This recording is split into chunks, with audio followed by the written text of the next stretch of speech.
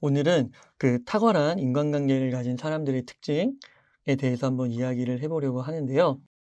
이 애덤 그랜트, 네. 싱커게인이 저자죠. 인간관계에는 크게 두 가지 갈등이 있다는 거예요. 예. 그 한 가지가 뭐냐면 관계 갈등. 네. 또 한 가지는 뭐죠? 또 한 가지는 업무 갈등입니다. 예, 맞습니다. 그러니까 인간관계 안에는 관계 갈등과 업무 갈등이 있다. 그러면 관계 갈등과 업무 갈등이 뭘까? 이 관계 갈등은 이렇게 설명을 하고 있어요. 쉽게 말하면 나는 잘 되고 너는 망해라. 이런 거거든요. 그래서 적대감이 가득하고요. 지극히 개인적이고 감정적 충돌 이런 게 강해요. 우리가 드라마에서 보는 갈등들이죠. 예. 그래서 뭐 비난, 경멸, 무시, 인신공격, 나 중심주의죠. 네. 그리고 정말 중요한 포인트인 것 같은데 데이터가 없어요. 팩트가 없어요. 네. 그냥 감정적으로. 그쵸. 싫으면 싫은 거죠. 예. 그냥 그게 적대감. 이런 용어로 이제 포괄해서 말할 수 있을 것 같은데 이게 팽배한 게 바로 관계 갈등입니다. 그래서 뭐 구체적인 문장으로 표현을 하면 야, 나는 너 얼굴 보는 거 싫어. 너가 하는 거 다 극혐이야. 네. 뭐 이런 겁니다. 그렇죠. 예. 네. 근데 두 가지가 있다고 했죠, 갈등은. 그럼 또 하나의 갈등은 뭐냐면 업무 갈등이에요. 네. 이 업무 갈등은 뭐냐?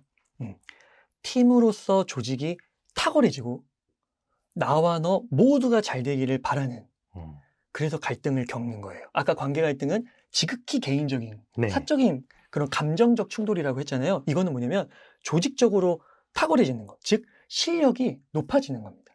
네. 그리고 높은 성과를 이룩하는 거, 이게 바로 업무 갈등이에요. 그래서 더 좋은 대안을 도출하기 위해 그래서 그 조직적 한 방향, 그거를 향해 모두가 으쌰으쌰 할 수 있는 네. 그 가운데서 이 업무 갈등이 빚어질 수 있다는 거죠. 네. 그래서 이 관계 갈등과의 큰 차이는 뭐냐면 여기에는 데이터와 팩트가 있어요.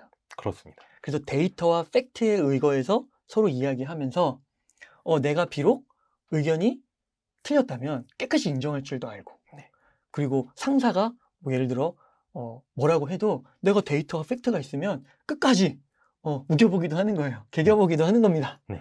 예, 이런 게 바로 그래요. 그래서 업무 갈등은 서로 다른 의견 충돌은 있지만 이게 데이터와 팩트에 의거해서 결국은 조직이 실력적으로 더 탁월해지고 모두가 잘 되는 방향으로 가는 거다. 네. 그러니까 예를 들면 이런 거죠. 누구를 다 채용하면 좋을지. 그렇죠. 그럼 거기에 대한 뭐 포트폴리오에 대한 데이터 팩트가 있잖아요. 그것을 보고 자신의 의견을 정확히 낼 줄 알아야 되고 또 저희 체인지 그라운드 같은 경우는 어떤 컨텐츠를 기획하고 촬영하고 편집하면 좋을까. 그렇죠. 그런 거 논의해야죠. 네. 그리고 또 뭐 세미나를 갔어요. 뭐 어떤 식당에 가서 뭐 점심을 먹을까, 간식을 먹을까 이런 것도 네. 충분히 이야기해 볼 수 있겠죠. 그래서 이게 관계 갈등하고 업무 갈등 이렇게 두 가지라고 하는데 여기서 이제 공통점하고 차이점을 생각해 보시면은 좀 더 이해하기가 쉬우실 것 같아요.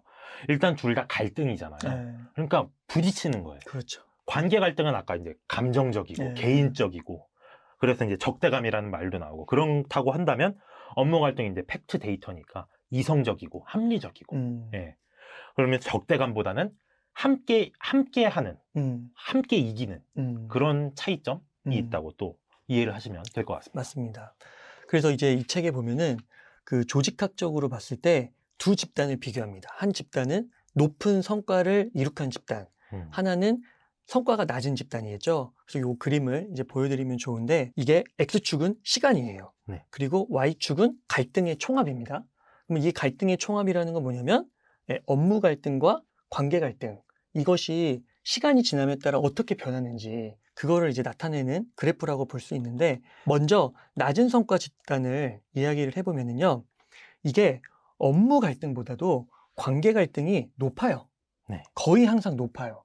그리고 시간이 흘러도 이 관계 갈등 수치가 잘 낮아지지가 않습니다. 계속 높아요. 그리고 업무 갈등 수준은 그럼 어떻게 되냐면 시간이 갈수록 오히려 낮아지는 부분이 나오기도 하거든요. 이건 뭐냐면 이런 거예요. 관계 갈등에서 너무 심하니까 그렇죠. 얼굴도 보기 싫은 거야. 일도 같이 하기 싫은 거야. 그래서 무관심, 서로 말도 섞기 싫은 그런 상태가 되는 겁니다. 네. 그럼 이에 반해서 높은 성과 집단은 어떻게 되냐면 관계 갈등이요. 처음부터 낮아요. 그리고 시간이 지나도요. 이 관계 갈등이 낮은 수준에서 머뭅니다. 이 핵심이고 그러면 업무 갈등은 어떠냐? 이 정도가 처음에는 높을 수가 있어요.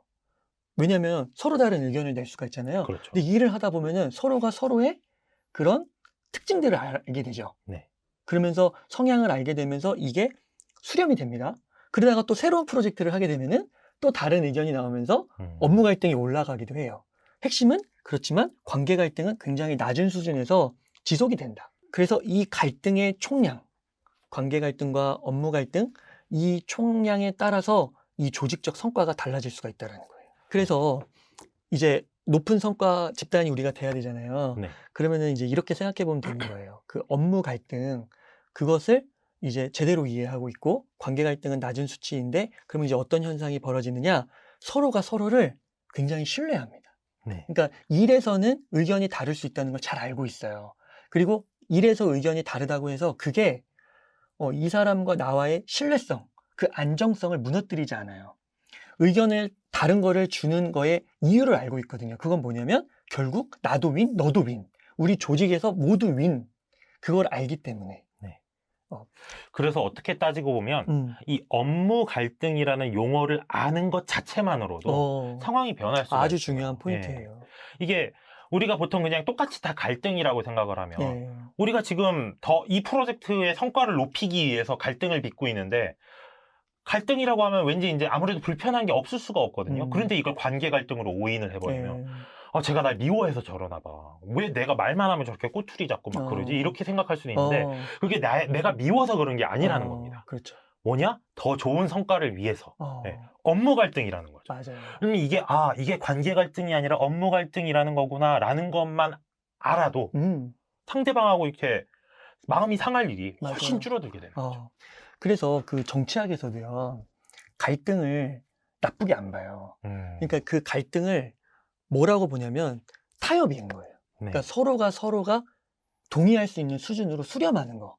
그게 갈등의 생산적인 거고, 그럼 나쁜 갈등은 뭐냐면은 결국은 뭐냐면 안 보는 거예요. 비생산적인 거. 그러니까 어떻게 보면은 그 관계 갈등, 요거는 지극히 개인적이고 조직 이런 거 없이 나 개인 중심주의잖아요. 그거는 이제 정치학 개념에서 봤을 때 비생산적인 갈등이라고 볼 수 있는 거고, 그렇습니다. 이 업무 갈등은 이제 그 생산적 갈등, 요렇게 이제 볼 수가 있는 거죠.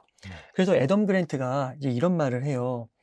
주변에 도전 네트워크를 두라고 얘기하거든요. 이해하고 서로 함께하는 그런 갈등을 지닌 네트워크를 보거든요. 근데 이게 왜 중요하냐면 이게 있을수록 나의 지속적인 성장이 가능하게 된다는 거예요. 그렇죠. 그리고 내가 그동안 바라보지 못하는 그런 맹점들 있잖아요. 그런 약점들, 그런 것들을 발견하게 해준다는 거죠. 그리고 여기서 또 중요한 게 뭐냐면 이 도전 네트워크에는 근데 항상 이게 뭔가 다른 의견을 내잖아요. 그러니까 이게 자칫 잘못하면은 비판처럼 들릴 수도 있거든요. 그래서 항상 그 근저에는 뭐가 있냐면 신뢰와 안정성이라는 게 있다. 그러니까 이게 자칫 잘못하면은요, 업무 갈등을 빙자해서 관계 갈등으로 흘러갈 수도 있어요. 그럴 우려도 있죠. 일을 하다가 싸우면 진짜 관계가 싫어질 수 있거든요. 그러니까 이 도전 네트워크라는 건 뭐냐면 이 업무 갈등과 관계 갈등을 두 사람 다 잘 이해하고 있는 그런 네트워크인 거죠. 그래서 업무 갈등은 나의 성장을 위해서 있는 거지, 이게 내가 싫어서 관계 갈등으로 악화되지 않게 그렇게 하는 거, 이게 도전 네트워크의 정의라고 할 수가 있습니다. 그래서 이런 내용을 이제 저희가 체인지 그라운드 내에서 공부를 같이 했죠. 저희도. 그래서 굉장히 많은 깨달음을 얻었는데 저희 체인지 그라운드에서 이제 이런 이야기들이 나왔어요. PD님들 통해서. 그게 뭐냐면 우리 조직은 관계 갈등은 없어요. 근데 업무 갈등도 없어요. 근데 사실 아마 많은 좀 분위기 좋다는 조직들이 비슷한 고민이 있을 거라고 봐요. 이렇게 사람들이 다 화목하고 화기애애하게 지내는 것도 좋은데 그렇다고 너무 화기애애하기만 하면은 뭔가 문제점이 있어도 뭔가 이렇게 이의제기나 이런 게 안 나올 수도 있잖아요. 그럼 그것도 문제거든요. 그러니까 여기서 이렇게 또 이야기하시는 분도 있더라고요. 이게 관계 갈등도 없고 업무 갈등도 없는 게 저희 체인지 PD님들이 다 너무 착한 거야. 맞아요. 다 착해요. 너무 모범생인 거지. 제가 제일 나쁜 사람 같아요. 근데 이제 문제는 뭐냐면 그렇게 해서는요, 업무 갈등이 없으니까 실력이 향상되지 않는 거예요. 맞습니다. 탁월해지지가 않는 거예요. 그러니까 어느 정도 수준까지는 오를 수 있지만 그 이상으로 올라가기 위해서는 우리가 업무 갈등 수준을 높여야 된다. 그러니까 이게 어떤 말인지 좀 예시로 들어드리면 네. 예를 들어 이런 거예요. 저랑 옹이사님하고 어떻게 이렇게 콘텐츠를 하나 찍었어요. 그래갖고서는 자 이렇게 찍었습니다 하고 요거 이번 주 뭐 금요일에 이제 유튜브에 올릴게요 그랬는데 사람들이 어머 다 괜찮아요, 좋아요, 잘 찍으셨어요 다 이러는 거예요. 근데 올라가고 나니까 댓글들이 이게 뭐냐 무슨 말도 안 되는 그렇죠. 소리냐 막 이렇게 나와버리면 그걸 우리가 미리 사전에 알았어야 되는 거잖아요. 그래서 지금 이 방송의 내용은 전혀 적절하지 않고 이거는 올라가면은 큰일 나는 방송이다. 이거를 내부적으로 걸을 수 있어야 되는 건데 그게 안 된다는 거죠. 언제 그렇죠. 사람들이 업무 갈등이 없으면은 그거를 알 수가 없고 그러면 이제 성과가 안 좋게 나올 수밖에 없는 거거든요. 그리고 저희가 이제 제목하고 썸네일 때문에 고민을 많이 하잖아요. 그런데도 그게 정말 중요하다는 얘기를 정말 귀에 못이 박히도록 들었어요. 제목하고 썸네일이 정말 중요합니다. 콘텐츠는. 그런데도 저희가 기존에 이렇게 썸네일을 만들어서 올릴 거예요라고 이제 어떤 저희 이제 메신저로 메신저로 올려도 사람들이 괜찮은 것 같아요라고 그냥 넘어갈 때가 처음엔 많아요. 그랬죠. 그런데 이제는 그러면 안 된다. 체인지 그라운드 PD님들이 너무 착하다 보니까 이렇게 썸네일을 올릴 거예요 했는데 이게 조금 약하거든요. 그러면은 거기에 대해서 뭔가 지적을 하고 좀 약한 것 같아요 이런 이야기를 하는 것 자체가 미안한 거죠. 상대방을 공격하는 거예요. 그러니까 관계 갈등이라고 생각을 하는 거예요. 근데 그게 아니라 정말 공들여서 만든 거를 한 분이라도 더 봐서 동기부여되게 더 나은 성과가 나오기 위해서 그렇기 위해 하는 거기 때문에 이거를 관계 갈등이 아니라 상대방을 공격하는 게 아니라 정말 업무 갈등. 너의 실력을 위해 그리고 이 컨텐츠가 올라가서 또 더 많은 독자분들이 보게 좋은 컨텐츠를 그런 차원에서 생각을 해야 된다는 거죠. 사실 그 콘텐츠가 잘 되면 모두가 좋은 거거든요. 그러니까요. 그러니까 모두가 좋은 거를 생각을 해도 업무 갈등은 필수적으로 필요한 게 되는 거죠. 그렇습니다. 그래서 이게 되게 중요한 포인트 같아요. 그 조직에서 리더나 팔로워나 그 조직 자체의 문화에서 이 인간관계의 두 가지 갈등을 정말 잘 이해하고 있어야 될 것 같아요. 그렇습니다. 그래서 무슨 업무에 대해서 자꾸 딴지 걸고 이거를 진짜 잘못해서 관계 갈등으로 해석해버리면 그 이해가 불분명해서요. 그러면은 그 조직은 와해되기가 쉬울 것 같아요. 그리고 낮은 성과에 머물다가 진짜 심각하게는 사라질 수도 있는 거죠. 그렇죠. 그래서 이 두 가지 갈등에 대한 이해가 정말 필요하다. 그래서 정리를 해보면은 이런 거예요. 그 탁월한 인간관계, 거기에 포인트를 정리해보면은 우선은 분명히 하자. 갈등에는 두 가지가 있다. 관계 갈등과 업무 갈등. 그래서 업무 갈등은 우리가 실력을 향상하고 높은 성과를 이루는데 꼭 필요하다. 그래서 서로 다른 의견을 필요한데 이거를 낼 때 좀 예의를 갖춰서 정중하게 하는 게 좀 필요한 것 같다. 나 중심주의가 아니라 한 배를 탄 팀으로서. 그리고 탁월한 인간관계에서는 이 건전하고 정중한 업무 갈등은 필수라는 거. 또 중요한 포인트 하나가 이런 거죠. 서로 다른 의견을 내고 의견에 마찰이 있다는 게 친화성을 꼭 해치지만 않는다는 거예요. 그렇죠. 그러니까 친화성과 서로 다른 의견은 공존할 수가 있다는 거죠. 맞습니다.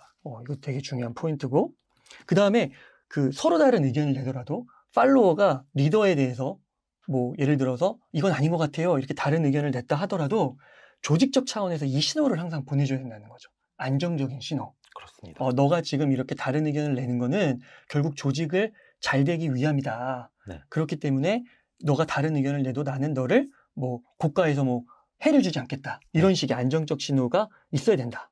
그래서 제가 오늘 공부를 제 한 줄 평이 그거였잖아요. 확신을 가지고 개겨라. 이게 그러니까 팔로워 입장에서 리더를 어떻게 이제 개긴다는 말이 이제 조금 제가 표현이 그래서 그런데 의견을 그러니까 가감 없이 다 표출할 수 있어야 된다 해서 그 말을 쓴 거였거든요. 그러니까 팔로워가 의견을 표출했는데 이 의견이 리더의 마음에 안 들 수도 있고 리더의 입장과 반대될 수도 있잖아요. 그런데 그럴 때 그걸 리더가 쟤는 내 말을 안 들어? 왜 내 말에 반대 의견을 해? 하면서 이걸 관계 갈등으로 끌고 가버리면 그 조직은 절대 성공할 수가 없어요. 팔로워가 그런 얘기를 해도 너는 업무 갈등에서 나한테 그런 얘기를 한 거니까 난 그걸로 너를 인간적으로 뭐 좋다 나쁘다 평가하지 않고 더 나은 방향으로서 하나의 의견으로서 고려를 하겠다. 이런 신호를 계속 줘야 합니다. 난 너가 그런 얘기를 해도 널 나쁘게 안 볼 거야. 난 너가 그런 얘기를 해주는 게 오히려 고마워. 이런 신호를 리더가 계속 해주면은 안정감을 느끼게 되고 더 많은 의견이 나오게 되고 그럼 자연스럽게 성과도 높아질 수 있는 거죠. 맞습니다. 그래서 오늘 그 고 작가님께서 그러셨죠. 회의 중에 이제 체인지 그라운드에서 회의할 때 말을 하지 않는 사람은 직무유기다. 그리고 의견을 말하지 않는 거는 조화로움이 아니라 무관심이다. 맞습니다. 그래서 의견을 낼 때는 그래도 막 내면 안 되잖아요. 그래서 최소한의 뭐 데이터, 자료에 의거해서 정중한 태도로 예의를 갖춰가지고 개인적인 감정이 아니라 지적인 차원에서 맞습니다. 업무 갈등 차원에서 더 윈윈하자는 차원에서 이야기를 해가신다면은 정말 탁월한 인간관계, 탁월한 개인, 탁월한 조직이 되지 않을까 그렇게 생각을 합니다.